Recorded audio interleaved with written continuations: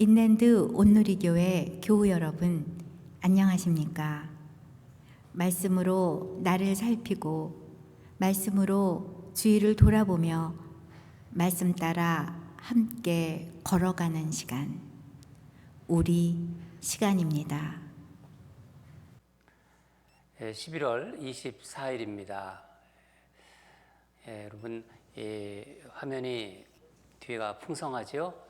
추수감사절 강단 장식을 위해서 했던 걸 그대로 남겨놨습니다. 여러분 오셔서 사진도 찍으시고 또 교회도 보시고 그러셨으면 좋겠습니다. 기도하고 하나님 말씀 보도록 하겠습니다. 하나님 아버지, 추수감사절 절기가 다가오고 있습니다. 우리의 삶 속에서 하나님 늘 함께 하시고 우리와 동행하시고 우리의 하나님 되심을 감사드립니다. 오늘도 하나님 말씀 들으러 나온, 또 묵상하러 나온 우리 사랑하는 성도들, 당신의 백성들 주께서 말씀으로 인쳐주시고 말씀 묵상하는 가운데 하나님이 함께하는 하나님의 그 은혜가 풍성하게 내리는 그런 복된 시간이 되게 하여 주시옵소서. 말씀으로 자신을 돌아보고 또 말씀으로 이 시대를 조명하고 비춰보는 그런 시간이 될 수 있도록 역사하시고 인도하여 주시옵소서. 부족한 종 숨겨주실 줄 믿습니다. 감사드리며 예수님 이름으로 기도합니다. 아멘. 말씀 보도록 하겠습니다. 11월 24일 화요일 생명의 삶 본문입니다. 다 찾으신 줄 알고 읽도록 하겠습니다. 다니엘서 4장 19절에서 27절입니다. 시작. 벨드사살이라 이름한 다니엘이 한동안 놀라며 마음으로 번민하는지라. 왕이 그에게 말하여 이르기를 벨드사살아, 너는 이 꿈과 그 해석으로 말미암아 번민할 것이 아니니라. 벨드사살이 대답하여 이르되 내 주여, 그 꿈은 왕을 미워하는 자에게 응하며 그 해석은 왕의 대적에게 응하기를 원하나이다. 왕께서 보신 그 나무가 자라서 견고하여지고 그 높이는 하늘에 닿았으니 땅끝에서도 보이겠고 그 잎사귀는 아름답고 그 열매는 많아서 만민의 먹을 것이 될 만하고 들짐승은 그 아래에 살며 공중에 나는 새는 그 가지에 깃들었나이다. 왕이여, 이 나무는 곧 왕이시라. 이는 왕이 자라서 견고하여지고 창대하사 하늘에 닿으시며 권세는 땅끝까지 미치심이니이다. 왕이 보신즉 한 순찰자, 한 거룩한 자가 하늘에서 내려와서 이르기를 그 나무를 베어 없애라. 그러나 그 뿌리의 그루터기는 땅에 남겨두고 쇠와 놋줄로 동이고 그것을 들풀 가운데에 두라. 그것이 하늘 이슬에 젖고 또 들짐승과 더불어 제 몫을 얻으며 7대를 지내리라 하였나이다. 왕이여, 그 해석은 이러하니이다. 곧 지극히 높으신 이가 명령하신 것이 내 주 왕에게 미칠 것이라. 왕이 사람에게 쫓겨나서 들짐승과 함께 살며 소처럼 풀을 먹으며 하늘 이슬에 젖을 것이요 이와 같이 7대를 지날 것이라. 그때 지극히 높으신 이가 사람의 나라를 다스리시며 자기의 뜻대로 그것을 누구에게든지 주시는 줄을 아시리이다. 또 그들이 그 나무 뿌리에 그루터기를 남겨두라 하였은즉 하나님이 다스리는 줄을 왕이 깨달은 후에야 왕의 나라가 견고하리이다. 그런즉 왕이여, 내가 아뢰는 것을 받으시고 공의를 행함으로 죄를 사하고 가난한 자를 긍휼히 여김으로 죄악을 사하소서. 그리하시면 왕의 평안함이 혹시 장구하리라 하니라. 아멘. 오늘 말씀 제목은 두 나무 이야기. 말씀 제목을 생각하시면서 우리 하나님께서 어떤 말씀을 또 주실지 기대하는 마음으로 묵상하도록 하겠습니다. 느부갓네살 왕이 첫 번째 꿈을 꿨죠. 이 첫 번째 꿈에서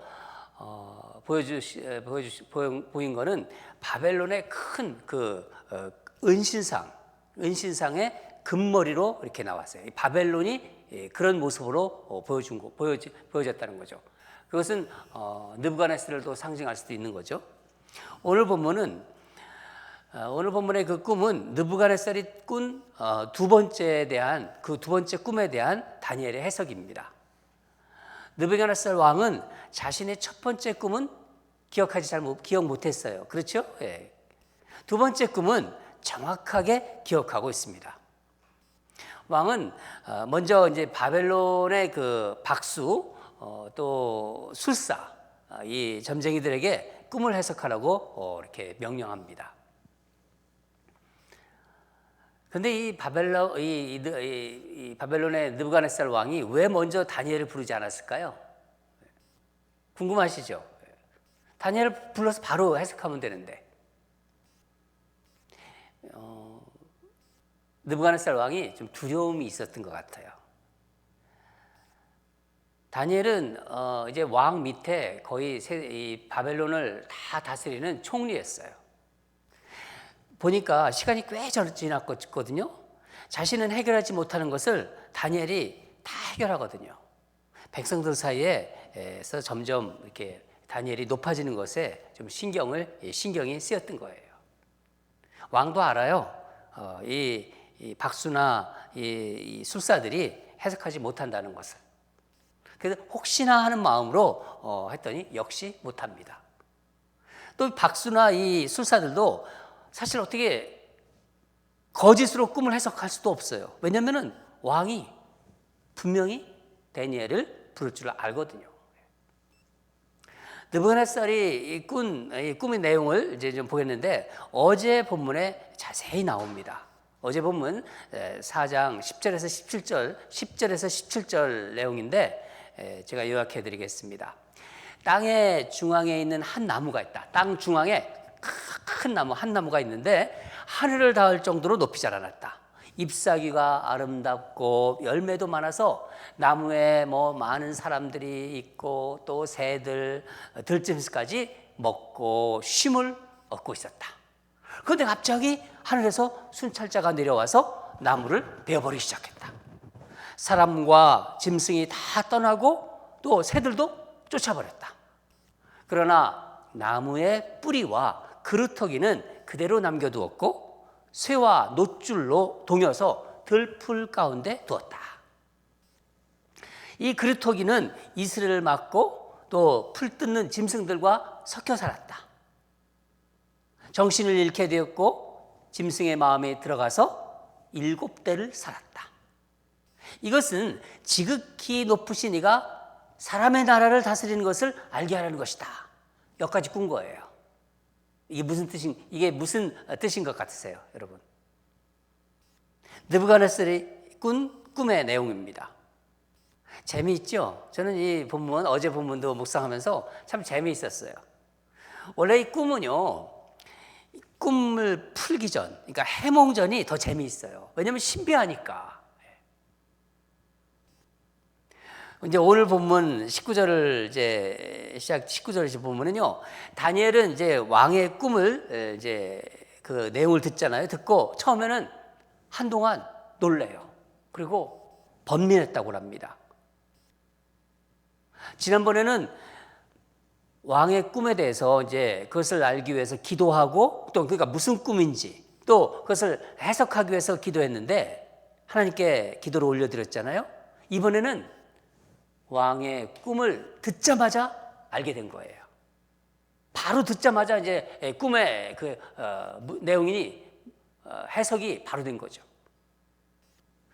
이제 다니엘은 이제 꿈을 들으면 이게 개꿈인지 그냥 우리 셋말로 개꿈이라고 하잖아요. 개꿈인지 아닌지를 다 아는 거예요.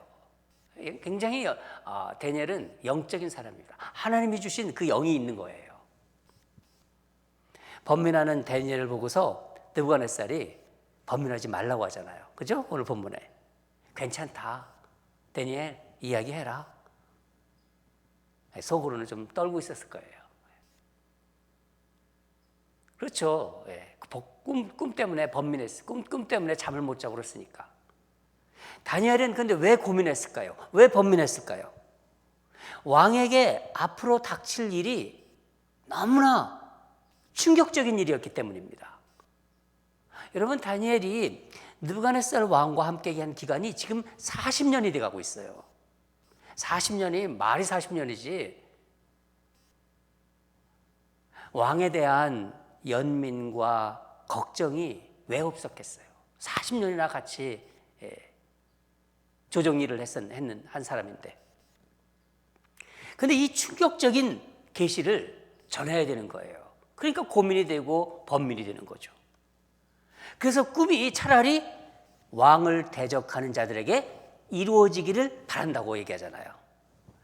19절 마지막 부분에 그 말이 나옵니다. 우리는 하나님의 사람들이 세상 권세자들을 어떻게 대해야 되는지, 이 다니엘의 이 번민하는 과정을 통해서 우리는 좀 알 수 있어요. 하나님을 섬겨요. 하나님을 섬기는데 추워도 흔들림이 없어요. 그렇지만은 세상 권세자도 지혜롭게 섬겨야 합니다.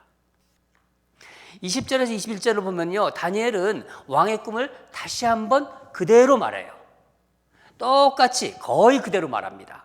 그리고 한 가지를 뒤에 덧붙입니다. 해석하는 거죠. 땅 중앙의 큰 나무는 왕이라는 것을 알려줘요. 다 같이 22절을 읽겠습니다. 22절 시작. 왕이여, 이 나무는 곧 왕이시라. 이는 왕이 자라서 견고하여지고 창대하사 하늘에 닿으며 권세는 땅 끝까지 미치심이니라. 나무가 자라서 견고해진다는 거예요. 창대하고 마치 하늘에 닿을 듯이 높고 권세는 땅 끝까지 미친다. 이 세상에서 가장 강력한 나라, 그 영향력이 미치지 않는 곳이 없다는 거예요. 땅 중앙의 큰 나무는 마치 이제 에덴 동산에 있는 생명나무를 연상하게 만듭니다. 어떤 의미에서는요, 이 세상 나라, 그러니까 이 나무는요, 세상에 있는 세상적인 생명나무를 상징하고 있다고 볼 수 있는 거예요. 그러니까 세상에서 대단히 이렇게 추앙받고, 세상에서 대단히 높아지고, 세상에서 거대하고 화려하고 힘있고 그런 어떤 존재, 그것을 그 세상에서는 대단한 거죠. 예. 여러분, 바벨론은 당시 세계의 중심이었어요.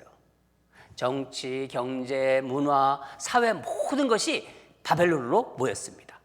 세상에서 내노라는 사람들, 똑똑한 사람들은요, 다 바벨론으로 모여들었고, 인간의 교만과 자랑이 마치 바벨탑처럼 하늘을 찌를 듯했어요. 느부갓네살 왕은요, 보통 왕이 아닙니다. 정치, 경제, 문화, 심지어 이 건축에도 아주 조예가 깊었어요. 그 바벨론 성은요, 대단합니다. 우리 한번 인터넷 같은데 한번 찾아서 보시면요, 그 기록들이 나와 있습니다. 다방면에 재능이 넘치는 왕이었습니다. 쉽게 제가 설명을 드리면요, 우리나라로 말하면은 광개토 대왕 있잖아요. 가장 영토를 넓게 차지한 왕, 광개토 대왕. 이 광개토 대왕과 세종대왕을 딱 합쳐 놓았다 생각하면 돼요. 그러나 문제는 하나님 없이 형통한 세상 나라요, 절대 힘을 가진 세상 권력자의 모델로서 큰 그런 나무라는 거예요. 그것을 보여준 거예요. 거대한 나무로서 딱 세상 한복판 중앙에 있는 거예요. 23절, 24절을 보면은 다니엘은 느부갓네살 왕이 말한 꿈을 이제 다시 한번 쭉 또 확인해 줘요. 자신의 해석이 꿈의 내용에 이제 기초한 것이라는 것을 분명히 전한 것입니다. 다니엘은 이제 구체적으로 해석하기 시작하는데 24절을 같이 읽겠습니다. 24절, 왕이여, 시작. 왕이여, 그 해석은 이러하니이다. 곧 지극히 높으신 이가 명령하신 것이 내 주 왕에게 미칠 것이라. 지극히 높으신 이가 누구시죠? 누구인가요? 예, 하나님이십니다. 하나님께서 명령하신 것, 그것이 이제 왕에게 그대로 일어날 것이다. 그 뜻입니다. 25절, 26절도 같이 읽겠습니다. 예. 이게 이번에 그 다니엘의 해석의 가장 핵심 부분이에요. 같이 읽겠습니다. 시작. 왕이 사람에게 쫓겨나서 들짐승과 함께 살며 소처럼 풀을 먹으며 하늘 이슬에 젖을 것이요 이와 같이 7대를 지날 것이다. 그때 지극히 높으신 이가 사람의 나라를 다스리며 자기의 뜻대로 그것을 누구에게든지 주시는 줄을 아시리이다. 또 그들이 그 나무 뿌리에 그루터기를 남겨두라 하였은즉 하나님이 다스리는 줄을 왕이 깨달은 후에야 왕의 나라가 견고하리이다. 하나님이 이제 왕을 징계한다는 얘기입니다. 꿈은 징계는 보면은 4단계로 나타나는데 첫 번째 단계가 왕이 사람들에게서 쫓겨난다. 여러분, 세상은요, 힘이 있을 때, 권력이 있고 뭔가 가진 거 있을 때는요, 사람들이 밀물처럼 몰려들어요. 그게 세상이에요. 근데 힘을 잃잖아요? 가진 것을 잃잖아요? 그러면요, 썰물처럼 떠나갑니다. 이게 세상입니다. 그렇죠? 네. 둘째는 왕이 벌판에서 들짐승과 함께 산다. 모든 것을 잃어버린 거예요. 그래서 처량한 신세가 된다는 얘기입니다. 세 번째 단계는 소처럼 풀을 먹는데요. 이거는요, 느부갓네살이 정말 그렇게 대단한 절대 권력을 가지고 있던 느부갓네살이 하루아침에 이렇게 되잖아요. 그 충격으로 정신병이 된다는 것입니다. 말 한마디가 법이었어요. 느부갓네살이 한마디 하면 바로 그 자리에서 사람이 죽고, 자기는 두려움이 없었어요. 이 두려움이 없던 절대 권력자가 하루아침에 추락하고 모든 것을 잃어버린 거예요. 미칠만도 하지요. 예. 미칠만한 일이지요. 그럴 때 실제로 사람은요, 자신을 짐승처럼 생각하는 일종의 정신병 증세가 있대요. 현대 그 의학 용어도 있습니다. 예. 바로 이렇게 된다는 거죠. 넷째는 하늘 이슬에 젖는다. 거처할 데가 없이 그저 만 인생이 된다는 것입니다. 이 기간이 어떻게 나타나죠? 7대 동안, 7대가 된다는 것이에요. 7대는 7년이라고 볼 수도 있고, 또 당시 바벨론에는 때를 여름과 겨울만 생각했어요. 2계절만. 그래서 사실은 3년 반이라는 설도 있습니다. 7년이라는 설도 있고 3년 반. 저는 3년 반이라고 생각합니다. 이 7대가 지나야 그루터기, 왕을 지금 상징하는 것인데 왕이 다시 회복된다는 것입니다. 왕이 영적으로 깨달은 기간이, 그 영적으로 깨달는 기간이 3년 반이 지나야 이제 나라가 다시 견고해진다. 왕도 다시 왕으로 복귀된다. 그런 의미입니다. 마지막으로 이제 다니엘은 한 발 더 나가서 이 임박한 징계를 피하기 위해서 왕 보고 회개하라는 얘기를 해요. 하나님은 바벨론 느부갓네살을 들어서 열방을 다스리게 했습니다. 그러나 세상의 동산, 그러니까 세상 가운데 중앙에 큰 나무, 느부갓네살을 상징하는데 이 느부갓네살 왕은 하나님의 뜻을 모르고 교만했어요. 많은 정복지를 가혹하게 다스렸고 가난한 자를 핍박했습니다. 그래서 다니엘은 어떻게 얘기합니까? 왕이여 악한 삶에서 돌이켜라, 그런 뜻입니다. 억울하고 짓밟히는 자들을 불쌍히 여겼어. 긍휼히 여김으로 죄악을 사하소서. 그러면은 왕에게 복이 임할 것이라, 그렇게 회개합니다. 예, 다니엘 참 대단합니다. 그 절대 권력을 가진 왕 앞에서 이렇게 왕 보고 회개하라는 거예요. 이것이 이것이 느부갓네살이 꾼 꿈을 해석한 것이고 또 권면한 것입니다. 여러분, 저는 오늘 이 말씀을 묵상하면서 이 말씀을 통해서 세상 그 땅 중앙에 서 있는 큰 나무, 세상 권세를 얘기하는 겁니다. 힘 있는 권세, 세상의 온갖 화려함과 대단함을 상징하는 느부갓네살 왕이 어떻게 이렇게 무너진가, 하루아침에 무너진가를 이렇게 생각하면서 다른 한편으로 또 하나의 나무가 생각이 났어요. 기도하는데 하나님께서 그런 마음을 주셨어요. 우리에게는 또 하나의 나무가 있다. 사람들이 심은 나무가 아니라 그것은 하나님께서 심은 나무입니다. 무슨 나무죠? 우리 시편에 나오는데 시편 1편 3절을 같이 읽겠습니다. 우리 같이 읽겠습니다. 시작. 그는 시냇가에 심은 나무가 철을 따라 열매를 맺으며 그 잎사귀가 마르지 아니함 같으니 그가 하는 모든 일이 다 형통하리로다. 아멘. 땅 중앙이 아니에요. 세상의 중앙이 아닙니다. 시냇가에 심겨진 나무예요. 어디 변방에 있을 수도 있어요. 그렇지만은 또 철을 따라 열매를 맺고 잎사귀가 마르지 않습니다. 하는 모든 일이 주님 안에서 형통해요. 이 나무는 시냇가에 뿌리를 두었다. 뭐를 말하는 거니까? 뭐를 지금 얘기하는 건가요? 말씀을 먹고 자라는 나무라는 거예요. 시냇가에 심은 나무, 말씀을 먹고 자라는 나무. 뿌리가 시냇가에 연결되어 있다. 말씀을 빨아들인다.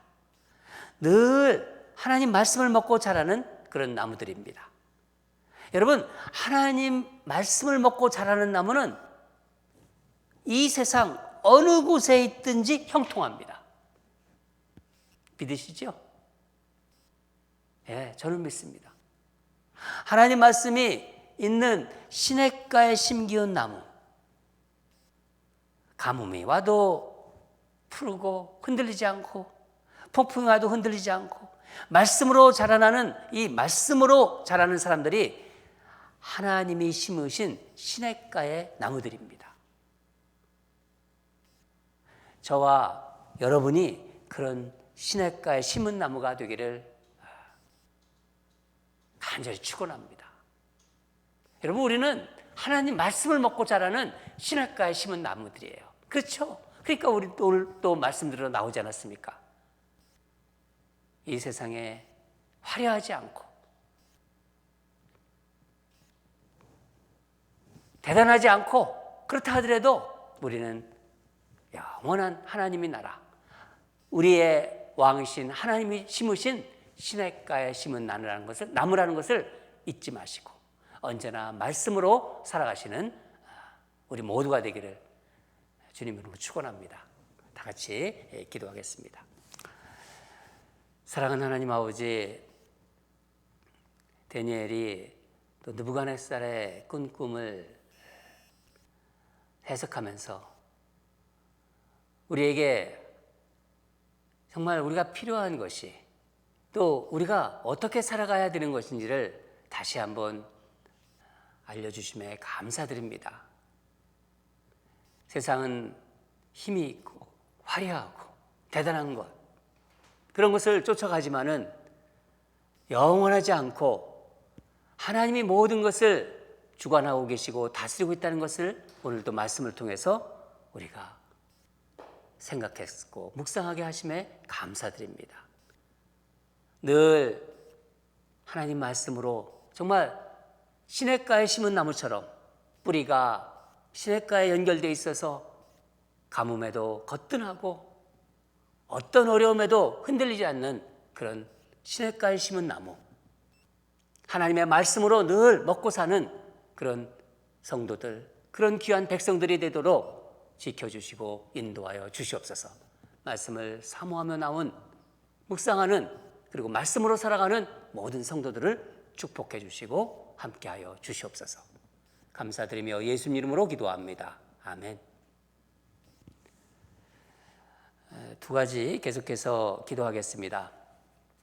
오늘 다니엘이 느부갓네살 왕의 두 번째 꿈을 해석하면서 우리에게 하나님께서 참 도전을 주셨어요. 그리고 우리는 어떤 사람이라는 것을 다시 한번 알게 해주셨습니다. 늘 말씀을 먹고 철을 따라 열매를 맺고 잎사귀가 마르지 않는 시냇가에 심은 나무로 그렇게 살아가게 하소서. 주님 안에서 모든 일이 형통하게 하소서. 우리 오늘 말씀 주신 거 생각하면서 하나님께 기도로 올려드리겠습니다. 첫 번째 기도 제목이고요. 두 번째는 이제 추수감사절이 또 이제 내일 모레죠. 가까이 오는데 땡스기빙 날이 가까이 오는데 힘든 한 해입니다. 올해는 참 힘들었습니다. 또 어떻게 될지도 모르겠어요. 그렇지만은 이 힘든 한 해 동안 내 곁에, 우리 곁에 있어준 가족들을 생각하세요. 우리 교우들을 생각하게 하소서. 같이 있게 해주고 같이 힘이 돼준 우리 교우들, 그리고 우리 가족들을 생각하는 시간을 허락해 주시옵소서. 있는 모습 그대로 사랑할 수 있는 마음을 주소서. 곁에 있어서 고맙고 감사하고 행복하다고 그것을 표현하는 용기도 주시고 그런 마음을 허락하여 주소서. 우리 그렇게 우리 주변의 가족들 또 교우들을 생각하면서 하나님께 감사의 기도를 올려드리겠습니다. 우리 두 가지 다 같이 기도하겠습니다.